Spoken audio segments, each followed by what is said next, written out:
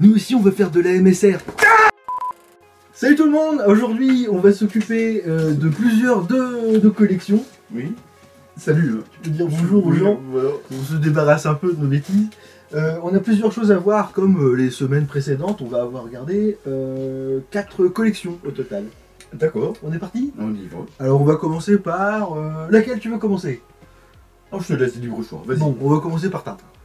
Partez sur la route de l'aventure avec Tintin et la Jeep d'Objectif Lune. J'aurais préféré... Non. non, vas-y.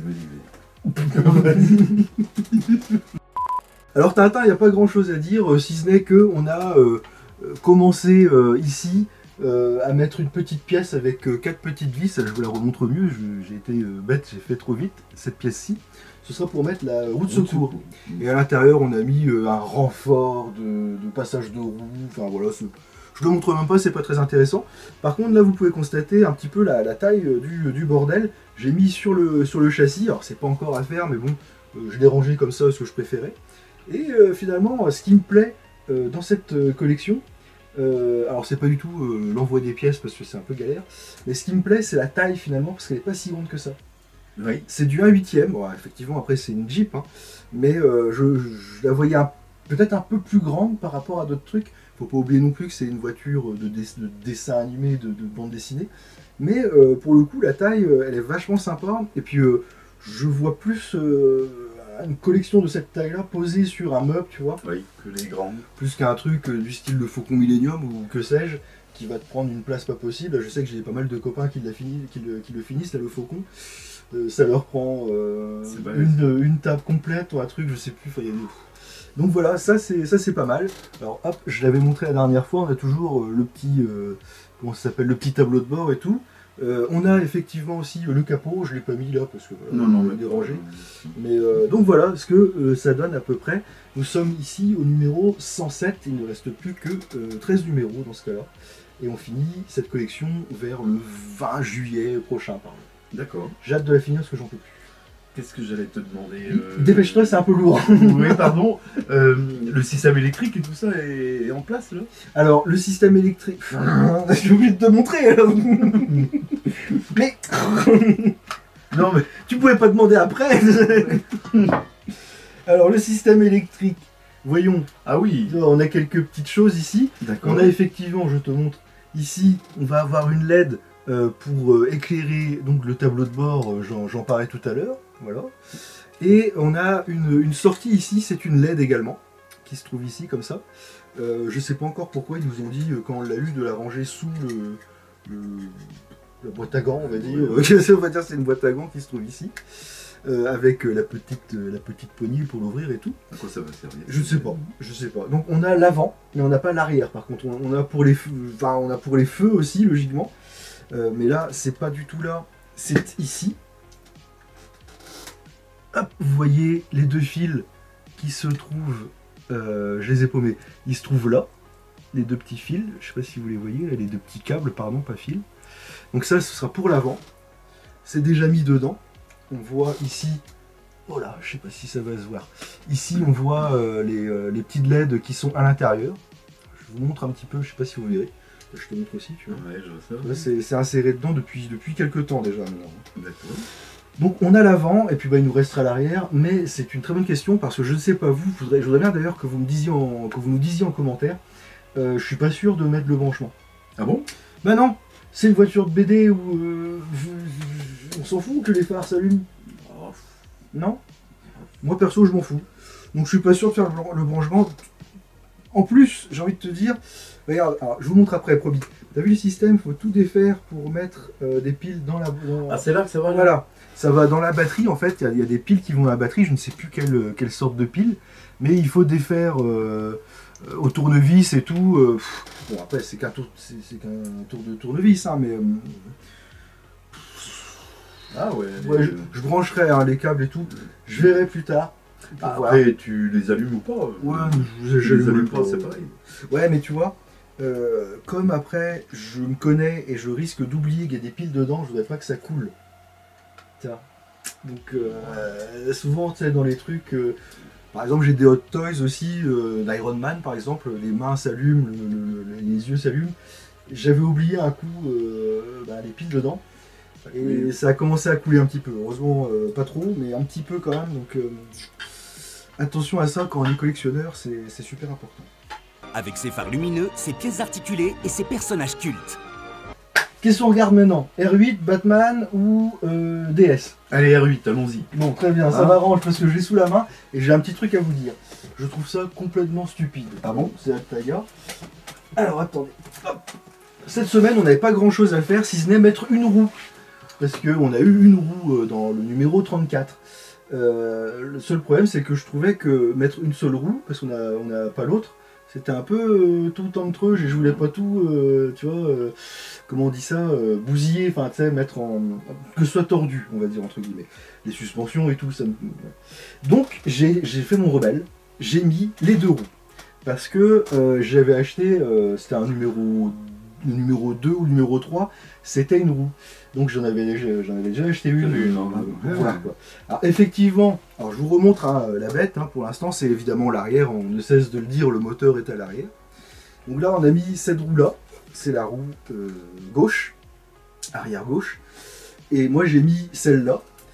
Et évidemment, comme ce sont des fiefés filous, Altaïa, tu as une toute petite rondelle noire de rien du tout à mettre pour visser le centrage de la roue si tu veux. D'accord. Donc et dans le numéro 2 il n'y en avait pas.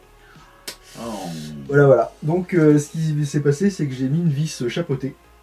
Je suis pas embêté, j'ai mis une petite vis chapeautée qui marche très bien, même dimension tu vois.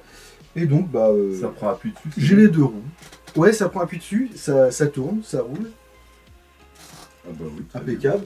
Bon, il y a un petit peu de jeu parce que j'ai pas voulu forcer à mort, tu vois, si jamais. Mais maintenant, en fait, je l'avais déjà dit que quand il y avait des roues comme ça et tout au numéro 2, fallait en prendre deux, limite. Mais maintenant, j'ai envie de dire à Altaïa, je vais pas forcément acheter le numéro où il y aura l'autre roue. Mais parce que la première n'a pas cette rondelle. Non. Il y a une avec et une sans. C'est ça. Ils font exprès. Je sais plus comment c'était, ou alors il y avait peut-être la rondelle dans le numéro suivant, ou un truc, tu vois. Oh. On n'avait pas besoin, peut-être pour l'avant, il n'y avait pas besoin. Je me rappelle plus, mais en tout cas, il n'y a pas de rondelle dans ce numéro-là. Donc là, j'ai envie de te dire, je les ai un petit peu couillonnés. Et donc voilà ce que ça donne au numéro 34. Évidemment, je rappelle qu'il y a aussi le demi-train avant qu'on a, qui est rangé pour l'instant, je ne vais pas le remontrer, mais on est pas mal. La roue est très avancée par rapport au passage de roue. Tu trouves? Vu l'écart ici. Après, il y a. Ouais, après. La carrosserie qui va dessus. Oui, il y a la carrosserie qui ira dessus. C'est comme ça. Oui. Je sais pas.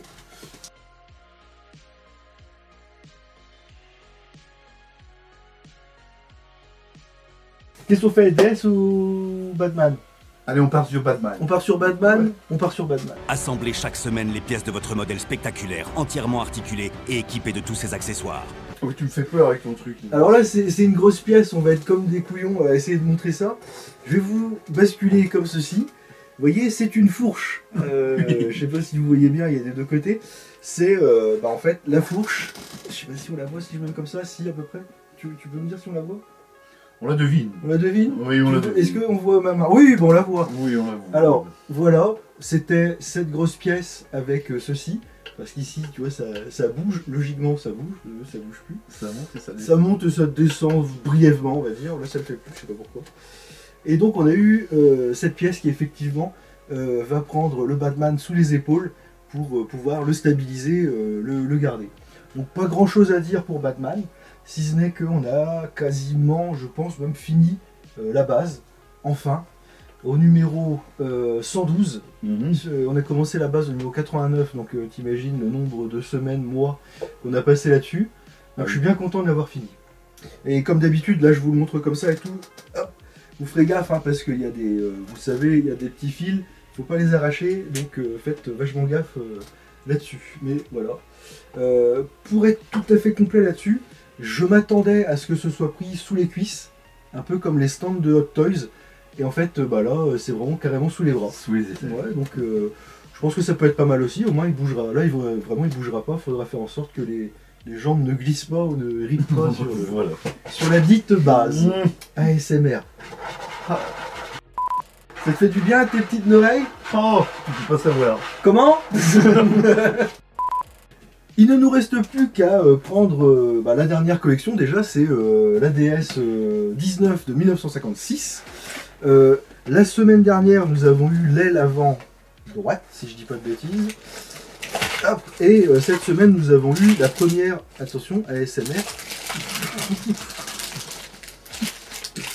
Nous avons eu la deuxième LED qui se trouve ici. C'est exactement pareil que l'autre aile. Sauf que il va nous manquer le clignotant et le petit bidule là pour savoir si les feux sont allumés ou pas. Donc voilà ce que ça donne à peu près. Bon, évidemment, il faut imaginer avec le capot. Donc voilà, il nous manque cette pièce là de ce côté-ci. Bon, je pense que ça va venir assez rapidement. Évidemment, en dessous il y avait un capot. Là, c'est pas celle que je fais d'origine, on va dire. Celle-là, je l'avais. Elle était un peu rayée, donc je l'avais un peu mise de côté, j'avais été obligé de racheter un numéro 1. Ah d'accord. Donc à peu près, voilà ce qu'on aura en façade, on va dire, à l'avant. Je trouve que c'est joli, j'aime beaucoup les formes. Comme je les vois, c'est vraiment... Ah oui, oui, pas mal. C'était... c'est un peu gonflé, c'est un peu... j'aime bien. Ouais, c'était aérodynamique pour l'époque. Ah, carrément, 1956 on a dit. Ouais. Ça commence à faire, ouais, c'est sûr.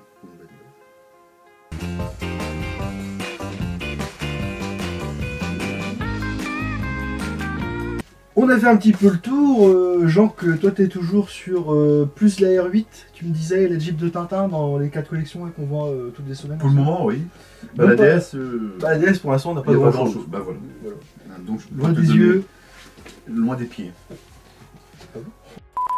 Il ne reste plus qu'à vous dire salut. Oui. Allons-y. Salut. Salut. Et puis comme dirait Jodassin. Salut. Tu vas bien. Comment ça va?